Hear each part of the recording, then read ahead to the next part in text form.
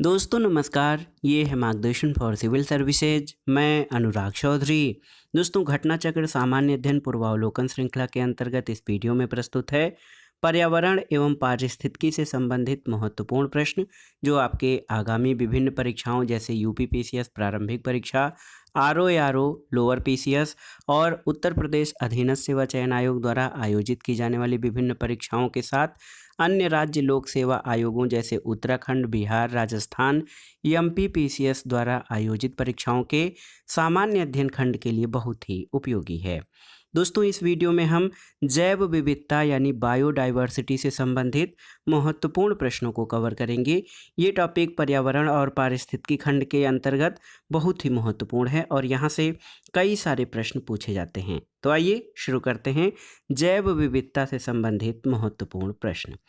पहला प्रश्न है दोस्तों, जैव विविधता को परिभाषित किया जाता है कैसे? तो उत्तर है किसी पर्यावरण में विभिन्न प्रजातियों की श्रेणियों से जैव विविधता को परिभाषित किया जाता है। और आप जान लीजिए किसी पर्यावरण में विभिन्न प्रजातियों की श्रेणियों को जो उनकी विविधता होती है उसको जैव विविधता या बायोडाइवर्सिटी कहा जाता है। पर्यावरण में विभिन्न प्रजातियां कई समुदायों में संगठित रहती हैं और ये समुदाय मिलकर एक पारितंत्र का निर्माण करते हैं और इसके आधार पर जैव विविधता का मापन किया जाता है। जैव विविधता दोस्तों अल्फा, बीटा और गामा नामक श्रेणियों में विभाजित की जाती है और ये विभाजन व्हिटेकर नामक विद्वान ने किया था। अगला प्रश्न है दोस्तों, जैव विविधता मापने के गणितीय सूचकांकों में से कौन सा एक स्थानीय स्तर पर किसी समुदाय या आवासीय क्षेत्र में माध्य प्रजाति की विविधता को दर्शाता है? ऑप्शन देखिए, अल्फा सूचकांक, बीटा सूचकांक, गामा सूचकांक या इनमें से कोई नहीं। तो सही उत्तर क्या है? सही उत्तर है अल्फा सूचकांक, ऑप्शन ए। अल्फा सूचकांक तो आप जान लीजिए जैव विविधता मापने के गणितीय सूचकांकों से अल्फा सूचकांक स्थानीय स्तर पर किसी समुदाय या आवासीय क्षेत्र में माध्य प्रजाति विविधता को दर्शाता है। तो बहुत ही महत्वपूर्ण प्रश्न है, आप देख लीजिए। और इसका ये जो अवधारणा है या इसका मापन आर.एच. व्हिटेकर के द्वारा प्रस्तुत किया गया था। बीटा सूचकांक स्थानीय और क्षेत्रीय विविधता का अनुपात होता है, जबकि गामा सूचकांक किसी लैंडस्केप की संपूर्ण विविधता को दर्शाता है। अगला प्रश्न है दोस्तों, जैव विविधता का अर्थ क्या है? तो सही उत्तर हो जाएगा दोस्तों, जैव विविधता एक निर्धारित क्षेत्र में विभिन्न प्रकार के पादप और जंतुओं की विविधता को जैव विविधता के रूप में परिभाषित किया जाता है। अगला प्रश्न है, जैव विविधता का सबसे महत्वपूर्ण पहलू क्या है? तो आप जान लीजिए पारिस्थितिकी तंत्र का निर्वहन ये जैव विविधता का सबसे महत्वपूर्ण पहलू है। जैव विविधता के सबसे महत्वपूर्ण पहलू में पारिस्थितिक तंत्र का निर्वहन है और ये कार्य विभिन्न स्तरों पर किया जाता है। जैव विविधता आनुवांशिक, जाति, समुदाय और पारितंत्र के स्तर पर विभिन्न प्रकार के कार्य करके पारिस्थितिक तंत्र का निर्वहन करती है। अगला प्रश्न है, निम्नलिखित में से कौन सा कारक जैव विविधता के ह्रास के लिए सबसे महत्वपूर्ण कारक है? ऑप्शन है आनुवांशिक आत्मसातकरण, परभक्षियों का नियंत्रण, प्राकृतिक वास का विनाश या कीट नियंत्रण। तो आप जान लीजिए जैव विविधता ह्रास या जैव विविधता के क्षरण के लिए सबसे महत्वपूर्ण कारक प्राकृतिक वास का विनाश है। जब हम प्राकृतिक वास या प्राकृतिक आवासों का विनाश करते हैं तो इससे जैव विविधता के ह्रास में सबसे महत्वपूर्ण जो है प्रभाव पड़ता है। अगला प्रश्न है, भारत द्वारा भूमि क्षरण तटस्थता प्राप्त करने का लक्ष्य किस वर्ष तक रखा गया है? तो उत्तर है 2030 तक। देखिए, मरुस्थलीकरण से निपटने के लिए संयुक्त राष्ट्र अभिसमय का 12 दिवसीय 14वां COP14 सम्मेलन नई दिल्ली में 2 से 13 सितंबर 2019 के बीच हुआ था और इस सम्मेलन में सदस्य देशों ने वर्ष 2030 तक भूमि क्षरण तटस्थता का लक्ष्य निर्धारित किया था। अगला प्रश्न है, निम्नलिखित में से किसने सबसे पहले बायोडाइवर्सिटी शब्द का प्रयोग किया था? तो आप जानते हैं वाल्टर जी रोसेन ने। दोस्तों जैव विविधता शब्द को अंग्रेजी में बायोलॉजिकल डाइवर्सिटी के रूप में सबसे पहले रेमंड एफ दासमैन ने 1968 में अपनी पुस्तक a different kind of country में दिया। बाद में जैव विविधता को अंग्रेजी शब्द बायोलॉजिकल डाइवर्सिटी से परिवर्तित करके बायोडाइवर्सिटी के रूप में सबसे पहले प्रयोग W.G. रोसन के द्वारा किया गया था। अगला प्रश्न है दोस्तों, जैव विविधता शब्द की रचना किसके द्वारा की गई है? तो आप जानते हैं जैव विविधता शब्द की रचना वाल्टर जी रोसन के द्वारा की गई है। अगला प्रश्न है, संयुक्त राष्ट्र संघ ने निम्न में से किसे 2011 से 2020 के लिए दशक निर्दिष्ट किया था? तो उत्तर है जैव विविधता दशक। और आप जान लीजिए संयुक्त राष्ट्र संघ ने दिसंबर 2010 में प्रस्ताव संख्या 65/161 के माध्यम से 2011 से 2020 को संयुक्त राष्ट्र जैव विविधता दशक घोषित किया था। अगला प्रश्न है, संयुक्त राष्ट्र संघ ने 2011 से 2020 को कौन सा दशक घोषित किया था? तो ये था बायोडाइवर्सिटी डिकेड यानी जैव विविधता दशक। अगला प्रश्न है, भारत का प्रथम national centre for marine biodiversity किस शहर में स्थित है? ये महत्वपूर्ण प्रश्न है। देखिए, भावनगर, जामनगर, मुंबई या फिर पुडुचेरी? तो सही उत्तर ऑप्शन बी जामनगर में। भारत का प्रथम national centre for marine biodiversity Gujarat प्रांत के जामनगर में स्थित है। इस केंद्र का उद्देश्य समुद्र तटीय क्षेत्रों में स्थित जैव विविधता की सुरक्षा करना है और ये सार्वजनिक और निजी क्षेत्र की भागीदारी से गठित होने वाला भारत का पहला अनुसंधान संस्थान है। और आप जान लीजिए जामनगर के निकट मरीन नेशनल पार्क कच्छ की खाड़ी में स्थित है। अब आइए देखते हैं दोस्तों जैव विविधता प्रवणता से संबंधित महत्वपूर्ण तथ्यों और प्रश्नों को। और आप जान लीजिए जैव विविधता हर क्षेत्र में एक जैसी नहीं पाई जाती। ये उस क्षेत्र की जलवायु, मृदा, तापमान, आर्द्रता जैसे कई कारकों पर निर्भर होती है। जैव विविधता कहीं अधिक और कहीं पर कम पाई जाती है। तो इस तरह से ये जो जैव विविधता है, पृथ्वी पर जो जैव विविधता की प्रवणता है वो स्थान, क्षेत्र, जलवायु, मृदा और तापमान तथा आर्द्रता जैसे कारकों पर निर्भर करती है। और आप जानते हैं कि सबसे अधिक जैव विविधता उष्णकटिबंधीय वर्षा वनों में पाई जाती है। प्रश्नों पर आते हैं दोस्तों। पहला प्रश्न है, सर्वाधिक जैव विविधता कहाँ पाई जाती है? तो आप जानते हैं उष्णकटिबंधीय वर्षा वनों में सबसे अधिक जैव विविधता पाई जाती है। और ये जो है इसका विस्तार या इन क्षेत्रों का विस्तार 10 डिग्री उत्तरी से 10 डिग्री दक्षिणी अक्षांशों के मध्य पाया जाता है। इन क्षेत्रों में पादप और प्राणियों के विकास और वृद्धि के लिए अनुकूलतम दशाएं पाई जाती हैं, क्योंकि यहाँ पर वर्ष भर उच्च वर्षा और तापमान रहता है। इसी कारण इन्हें अनुकूलतम बायोम भी कहा जाता है। सर्वाधिक जैव विविधता कहाँ पर पाई जाती है? तो उत्तर है उष्णकटिबंधीय वर्षा वनों में सबसे अधिक जैव विविधता पाई जाती है। निम्नलिखित में से किसमें सर्वाधिक जैव विविधता पाई जाती है? तो आप जानते हैं कि उष्णकटिबंधीय वर्षा वन वायोम में सबसे अधिक जैव विविधता यानी पशुओं और जीव जंतुओं की विविधता पाई जाती है। दोस्तों प्राणियों और पादपों की जातियों की अधिकतम विविधता कहाँ पर मिलती है? तो सही उत्तर आपका हो जाएगा उष्णकटिबंध के आर्द्र वनों में। और किसी निश्चित भौगोलिक क्षेत्र में पाए जाने वाले जीवों की संख्या और उनकी विविधता को जैव विविधता कहा जाता है। उष्णकटिबंधीय वर्षा वन भूमध्य रेखा के 10 डिग्री उत्तरी से 10 डिग्री दक्षिणी अक्षांशों के मध्य विस्तृत होते हैं। अधिकांश विद्वानों का मानना है कि प्रवाल भित्ति में सर्वाधिक जैव विविधता पाई जाती है, क्योंकि प्रवालों की 10 लाख से भी अधिक प्रजातियां हैं, जिनमें से केवल 10% प्रजातियों का ही अध्ययन किया जा सकता है। और प्रवालों का सामुद्रिक वर्षा वन प्रवालों को कहा जाता है। अगला प्रश्न है, निम्नलिखित पारिस्थितिकी तंत्रों में किसमें प्रजाति विविधता सापेक्षतः काफ़ी अधिक होती है?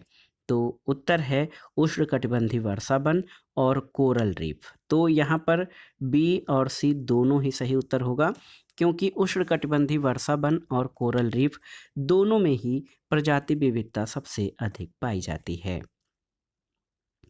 अगला प्रश्न है दोस्तों, जैव विविधता में परिवर्तन होता है जब भूमध्य रेखा की तरफ बढ़ती है, भूमध्य रेखा की तरफ घटती है, पृथ्वी पर एक समान रहती है, ध्रुवों की तरफ बढ़ती है। तो दोस्तों जैव विविधता में परिवर्तन होता है जब भूमध्य रेखा की तरफ बढ़ते हैं। भूमध्य रेखा की तरफ बढ़ने पर बायोडायवर्सिटी में विविधता अधिक बढ़ जाती है। जैव विविधता पृथ्वी पर समान रूप से वितरित नहीं है।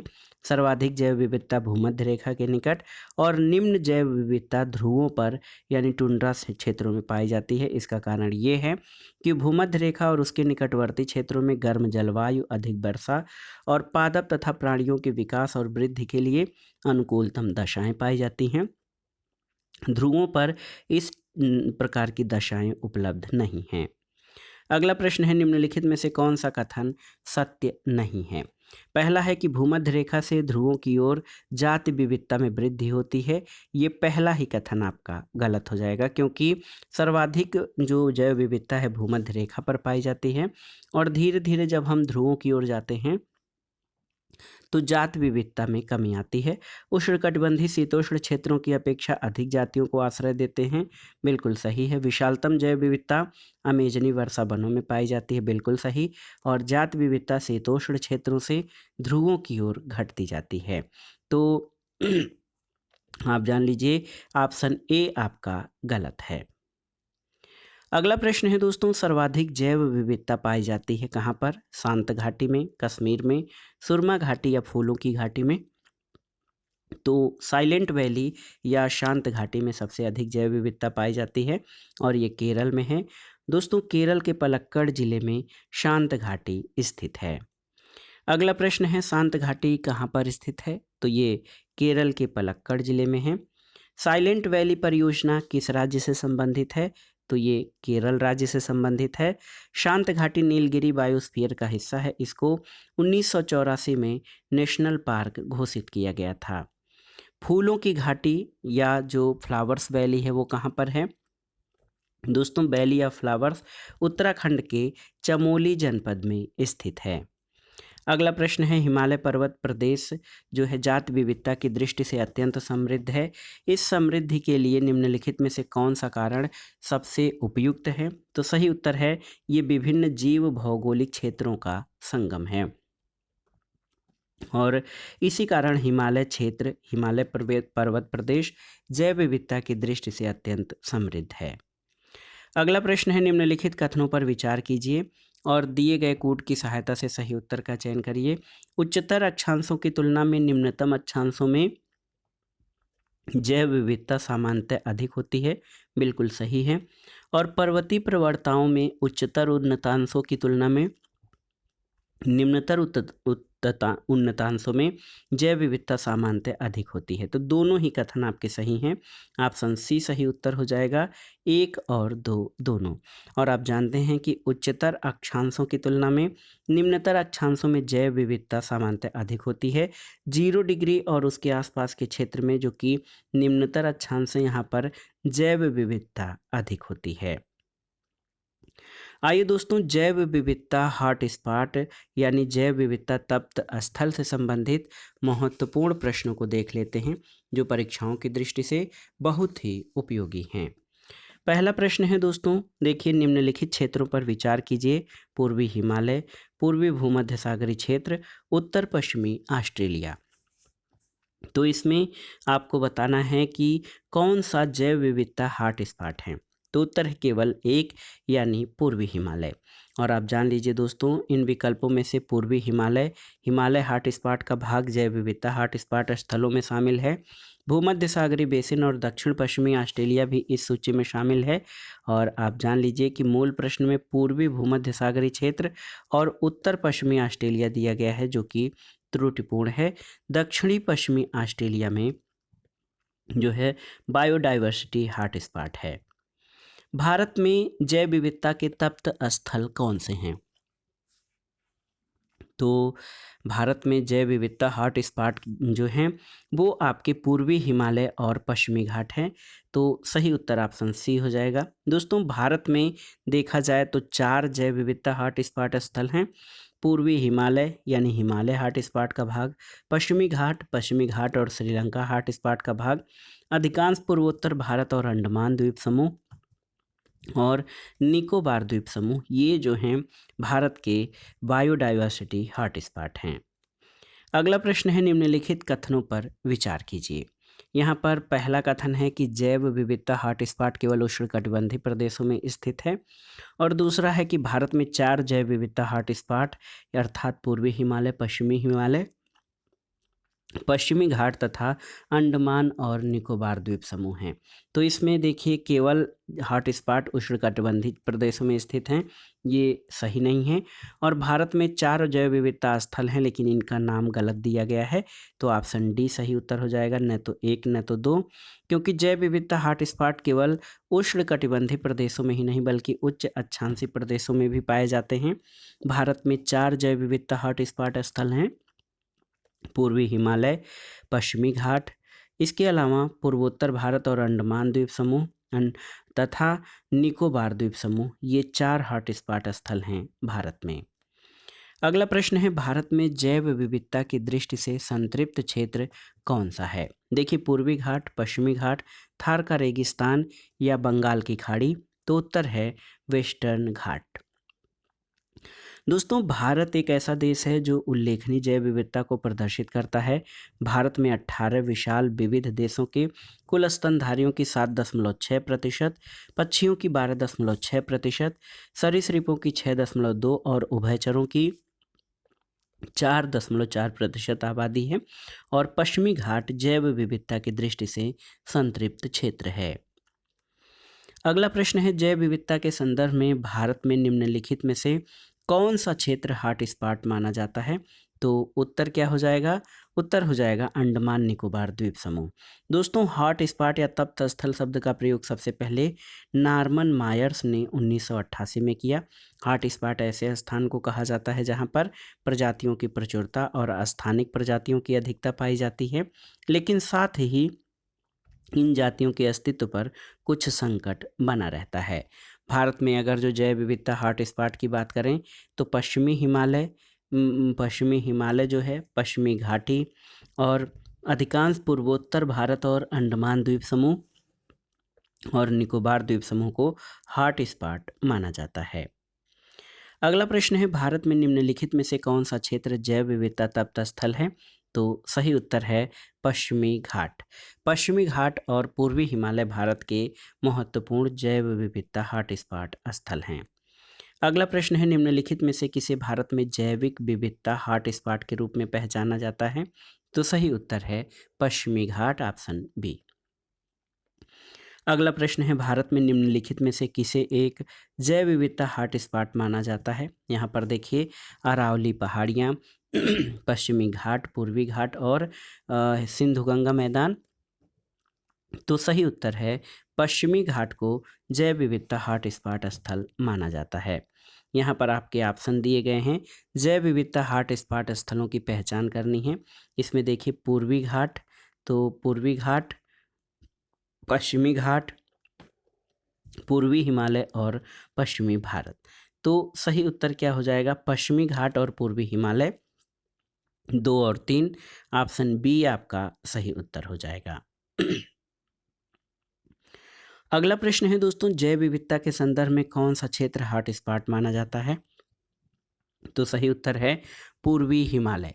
पूर्वी हिमालय जो है, ये पूर्वी हिमालय और पश्चिमी घाट भारत में जैव विविधता हॉटस्पॉट माने जाते हैं। पर्यावरण के संदर्भ में भारत में पाए जाने वाले हॉटस्पॉट कौन से हैं? तो पूर्वी हिमालय और पश्चिमी घाट, यानी ऑप्शन सी आपका सही उत्तर हो जाएगा। अगला प्रश्न है, निम्नलिखित में से कौन सा एक भारत का बायोडाइवर्सिटी हॉटस्पॉट नहीं है? आपको बताना है। तो सही उत्तर है दोस्तों हिमालय, उत्तर पूर्वी भारत और पश्चिमी घाट, ये हॉटस्पॉट हैं, जबकि विंध्यन क्षेत्र बायोडाइवर्सिटी हॉटस्पॉट नहीं है।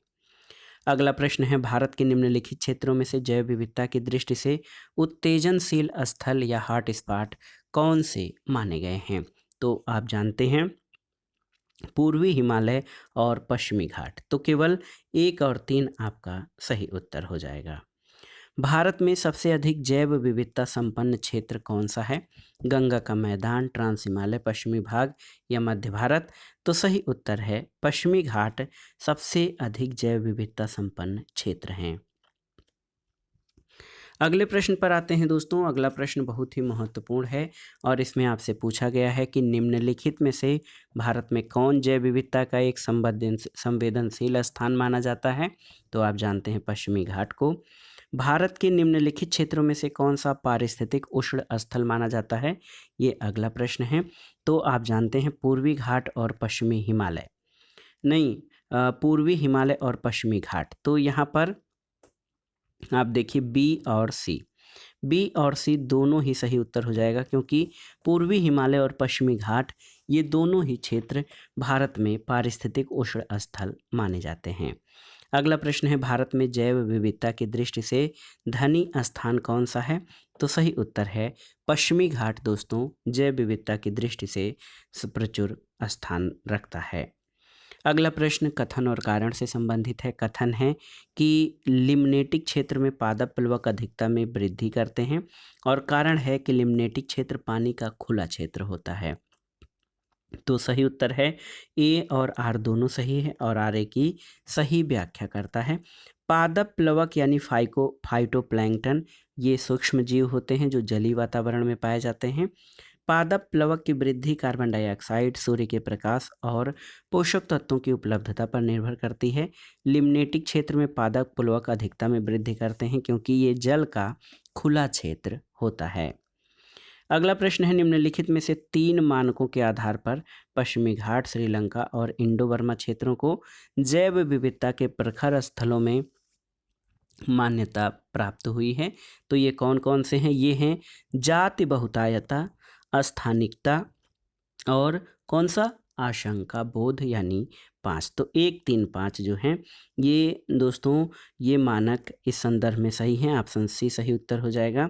जैव विविधता के प्रखर स्थलों को जाति बहुतायता या जाति बहुलता, इसके अलावा स्थानिकता और आशंका बोध के आधार पर मान्यता प्रदान की जाती है। अब आइए देखते हैं दोस्तों जैव विविधता ह्रास के प्रमुख कारणों से संबंधित महत्वपूर्ण तथ्यों को। पहला प्रश्न है जैव विविधता के नाश का कारण क्या है। तो सही उत्तर है जीवों के प्राकृतिक आवास में कमी, पर्यावरणीय प्रदूषण, वनों का नाश और उपर्युक्त सभी। तो सही उत्तर ऑप्शन डी हो जाएगा। ये सभी जैव विविधता के ह्रास या नाश के कारण हैं।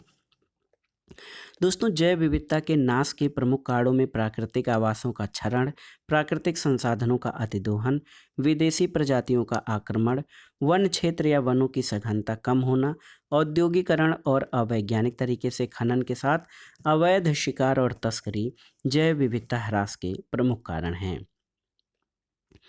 अगला प्रश्न है जैव विविधता ह्रास का प्रमुख कारण क्या है। तो प्राकृतिक आवासीय विनाश। अगर हम जानवरों के, पेड़ पौधों के, उनके प्राकृतिक आवासों को नष्ट करेंगे तो इसका जैव विविधता पर सर्वाधिक प्रतिकूल प्रभाव पड़ता है। अगला प्रश्न है जैव विविधता के कम होने का मुख्य कारण क्या है।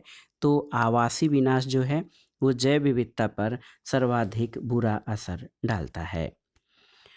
अगला प्रश्न है निम्नलिखित में से कौन से भौगोलिक क्षेत्र में जैव विविधता के लिए संकट हो सकते हैं।